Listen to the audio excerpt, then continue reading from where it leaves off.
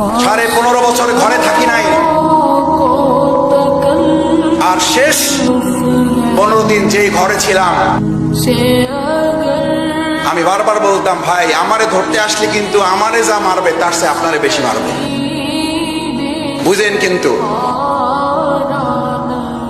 বুঝেন কিন্তু। আমি জানি না পাশ থেকে ভাবি কিভাবে শুনছে।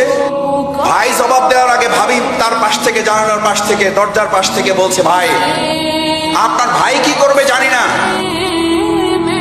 যদি আমার ঘরে কেউ অন্যায় ভাবে প্রবেশ করতে চায়, আমার এমনি 2টা দাঁত একটা বডি আছে।